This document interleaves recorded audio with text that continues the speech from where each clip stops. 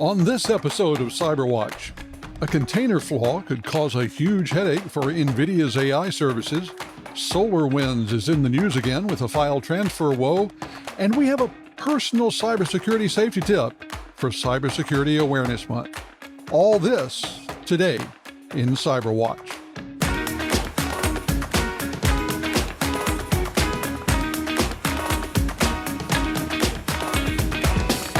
Hello, and welcome to the CyberWatch podcast for the week of October 6, 2024. This is your weekly roundup of the news and analysis published on CyberWatch and brought to you by Access Point Consulting. I'm your host, Curtis Franklin. Let's get to the news. Last week, NVIDIA issued a security advisory regarding a critical vulnerability in the NVIDIA Container Toolkit. This flaw allows a specially crafted container image to access the host file system. It's a vulnerability that impacts most AI applications using NVIDIA GPUs, whether they're in the cloud or on-prem. Featuring a CVSS score of 9.0, this vulnerability could lead to criminal results including unauthorized code execution, denial of service, privilege escalation, information disclosure, and data tampering. This makes it a single flaw that pretty much runs the gamut of effects on the CIA triad. Now, if you're using Docker, Kubernetes, Red Hat OpenShift, or VMware vSphere with Tanzu using the NVIDIA Container Toolkit, you are at risk. To lower your risk, you should immediately upgrade to NVIDIA Container Toolkit version 1.16.2 or later and properly implement the container device interface. On June 5th of this year, SolarWinds released an update for a zero-day vulnerability affecting their ServView managed file transfer server. This vulnerability opens a path traversal window of opportunity for attackers, giving them unauthorized access to files that could be stored on the server. This vulnerability isn't merely theoretical or a proof of concept. It is actively being exploited and spreading through real-world computers and can easily become a critical issue for companies that don't apply the SolarWinds provided hotfix. This vulnerability can be exploited easily and has the potential to cause data loss, data leaks, or to compromise critical system files.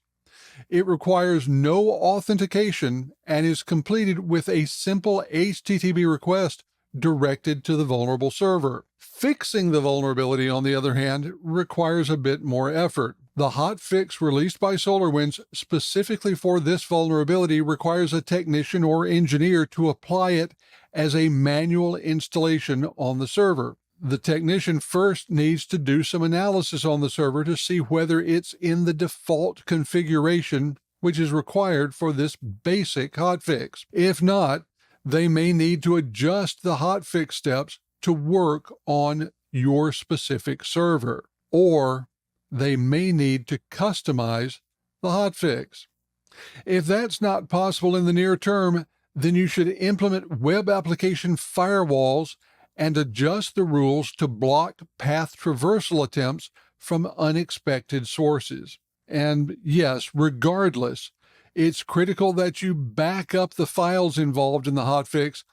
Otherwise, when an error occurs, or if an error occurs, assuming you're lucky, you won't be able to easily back out the changes and start over.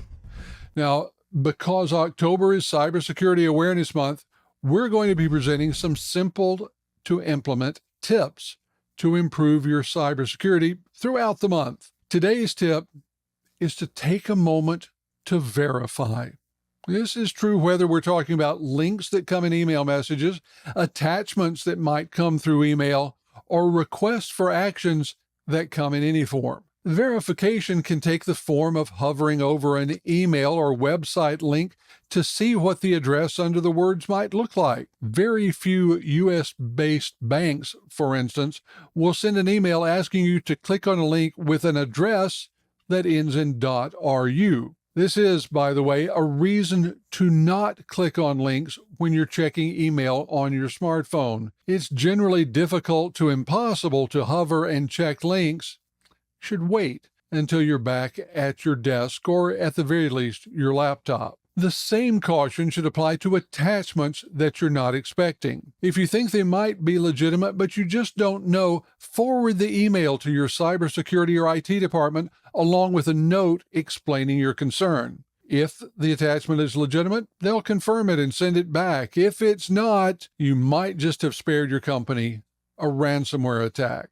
And because we know that criminal gangs are increasingly using chat services and even deep fake telephone calls to trick employees into helping them commit fraud, verify any unusual request that involves data or money transfer. If you're an executive, sponsor changes to operating procedures to require verification of unusual requests. It's something that might take an extra few seconds, but it could save your company tens of thousands of dollars or even more.